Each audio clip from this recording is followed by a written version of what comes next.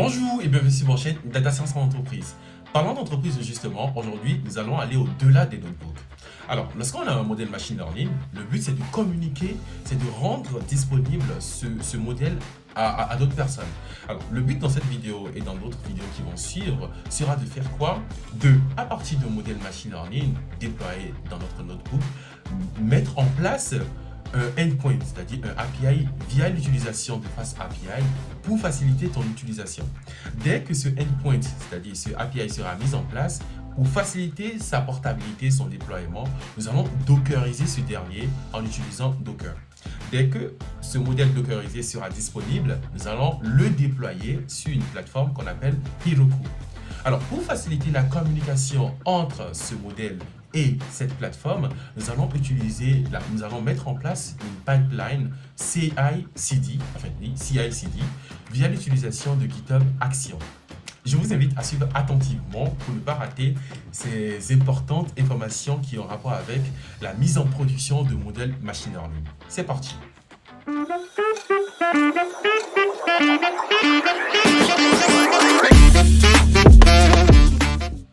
Alors, par rapport à nos expérimentations, nous allons en première position commencer par mettre en place notre modèle via notre notebook. Voilà. Ici, nous allons utiliser un notebook dans VS Code directement pour la mise en place de notre modèle. Alors, je tiens à préciser que cette étape n'est pas forcément très importante pour ceux qui savent mettre en place un modèle déjà dans leur notebook. Voilà. Je vous conseille quand même de le suivre rapidement parce qu'on va passer là-dessus très rapidement pour essayer de récupérer les informations les plus importantes pour nous pour la suite de notre travail, tout simplement. Donc, pour ce faire, rapidement, je vais utiliser un dataset qui émane de chez Scikit-learn, voilà, un dataset qui veut qu'on essaye de prédire la progression de diabète, voilà, à partir de certaines informations. Donc, tout simplement, je charge la donnée. Et lorsque je charge la donnée, regardons un petit peu à quoi cela ressemble. Donc, avec un print sur diète. Parfait. Parfait. Donc, alors là, on remarque le dataset, une description par rapport à ce dataset-là, où nous avons 442 éléments, 10 attributs numériques. Les attributs sont donnés nous avons l'âge, nous avons le sexe, nous avons le body mass index, le average blood pressure, et puis nous avons plein d'informations qui émanent de ce dataset-là. Donc, nous allons nous baser en effet sur ce dataset pour concevoir un modèle de prédiction, effectivement, parce que ici, qu'est-ce que nous voulons prédire? Nous voulons prédire la progression de du diabète à partir de ces caractérisations, ces attributs. Et donc, nous allons utiliser un modèle de régression rapidement pour faire ce travail. Pour ce faire, effectivement, nous avons récupéré notre dataset, mais il va falloir récupérer toute l'information par rapport aux attributs et l'information par rapport aux éléments à la progression, c'est-à-dire les éléments à prédire. Et pour ce faire rapidement, on récupère en X toutes les informations qui ont rapport avec les attributs. Alors, faisons mieux, récupérons aussi les informations qui ont rapport avec, alors ici je le mets X majuscule, alors ici je fais la même chose, sauf que je vais récupérer simplement notre target ici, voilà. Et plus finalement je vais récupérer, alors là, qu'est-ce que je fais? Je récupère effectivement la donnée, les attributs, la prédiction, hein, les prédictions qui ont rapport avec chaque élément de X déjà que nous avons, et puis le nom de nos colonnes, tout simplement. Oui, donc là, nous sommes en train de concevoir notre data frame. Parfait. Donc, regardons un petit peu à quoi cela ressemble. Alors, parfaitement, nous avons notre data frame qui est prêt. Maintenant que nous avons tout ça qui est très bien élaboré, nous allons diviser notre base, enfin notre data frame en train et puis en test pour la modélisation. Alors, nous allons utiliser la fonction train test split pour essayer de diviser notre dataset tout simplement.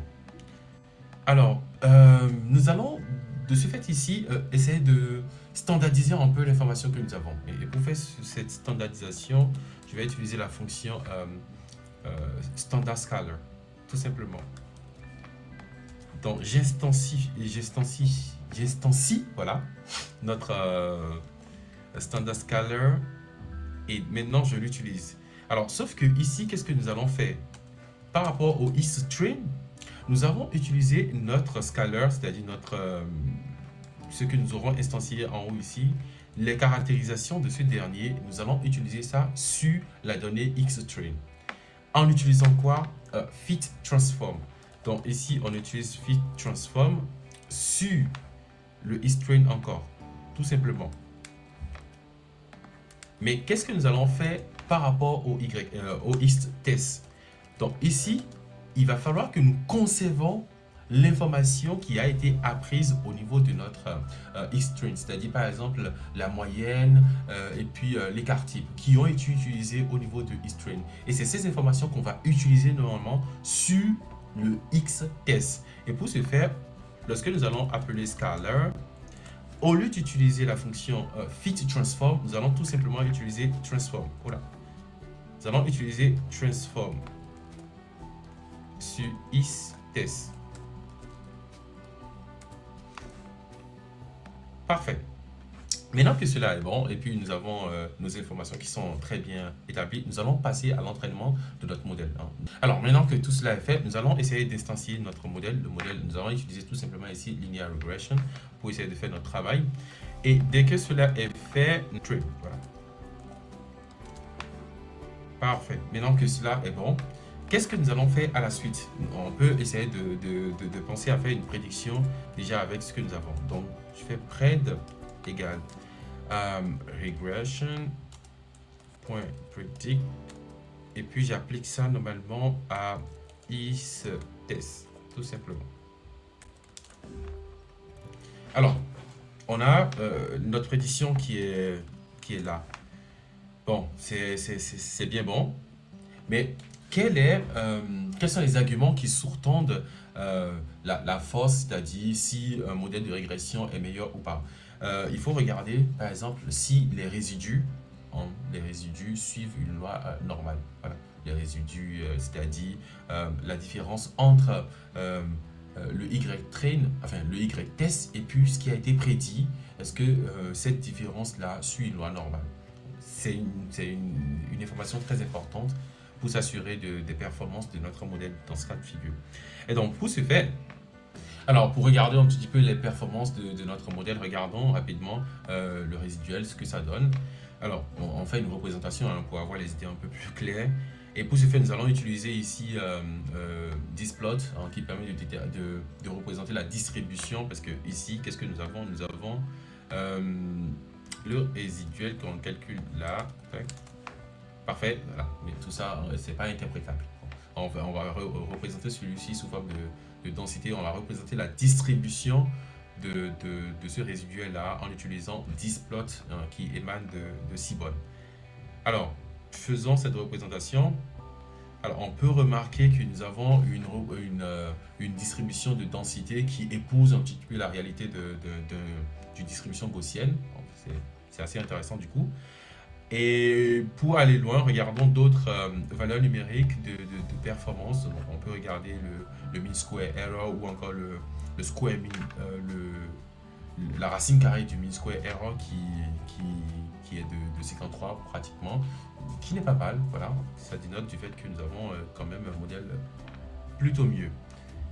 Alors, on peut utiliser le R au carré ou encore le R au carré ajusté pour essayer de regarder les performances de notre modèle. Ce n'est pas le but de cette vidéo. Ce qui va nous intéresser beaucoup plus ici, c'est comment on fait une prédiction sur de nouvelles informations, sur de nouvelles données. Alors, une première chose, nous allons essayer de récupérer simplement la première ligne d'information par rapport à notre dataset, tout simplement. Et lorsque je récupère cette première ligne-là, diabète.data 0, enfin, c'est-à-dire la première ligne simplement, qu'est-ce que je vais faire? On a pu remarquer qu'avant de concevoir notre modèle, on a fait un pré-traitement sur le contenu des informations avant de les utiliser pour la conception de notre modèle. Et donc, qu'est-ce qu'on a fait? Autrefois, on a fait une standardisation avec l'instanciation de Scalar. Donc, nous allons faire exactement la même chose ici. Donc, avant de donner nos données à notre modèle, nous allons appliquer cette même transformation d'abord. Donc, je prends par exemple scaled, je l'appelle scaled, et puis je prends le scaler et je transforme simplement. Alors, je transforme simplement, tout comme je l'ai fait précédemment sur les informations qui ont rapport avec le X test. Donc, je ne vais pas faire le fit transform ici, je fais juste le transform. Donc, à l'issue de ça, alors, il me met une erreur. Alors, oui, voilà. Donc, expert to the array, et puis voilà. Donc, je comprends. Donc, là, qu'est-ce que nous allons faire? Nous allons juste reshape. Alors, il veut quelque chose de 2 dimensions, et puis nous, on l'a donné quelque chose d'une seule dimension. Donc, c'est normal qu'il râle.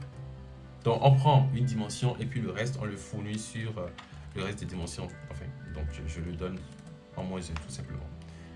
Alors, bon, si je le fais comme ça, parfait, c'est nickel. On a notre information qui a été très bien retranscrite. Alors, qui a été très bien transformée. Alors, maintenant que cette information elle est transformée, on peut faire la prédiction. Donc, et donc, pour ce faire, j'utilise simplement la fonction predict. Et puis, hop, nous avons notre prédiction qui est bon. Alors, à la suite, maintenant que nous avons toutes ces petites informations très bien claires, nous allons pouvoir utiliser notre modèle pour créer notre endpoint. Et pour ce faire, déjà, on a besoin de 2 choses très importantes. On a besoin du modèle que nous venons d'établir et du scaler. Donc, je vais utiliser tout simplement Pickle pour essayer d'enregistrer mon modèle. Et donc, qu'est-ce que je fais? J'enregistre mon modèle sous reg modèle, tout simplement. Et je fais pareil aussi pour les transformations que j'ai opérées en amont, c'est-à-dire le scaler. Et j'enregistre tout cela dans Scaling. Alors, maintenant, on a tout le paquet dont on a besoin pour essayer de commencer par concevoir notre API. Alors, dans cette vidéo, on a essayé de mettre en place rapidement un modèle de régression que nous allons utiliser plus tard. Et plus précisément, on a regardé quelques informations importantes dont on aura besoin. Par exemple, le modèle proprement dit, et aussi des informations, des transformations en amont qui ont été opérées sur la donnée avant la mise en place du modèle. Alors, dans la vidéo qui va suivre, nous allons essayer de mettre en place l'environnement adéquat pour faire le développement de notre API correctement.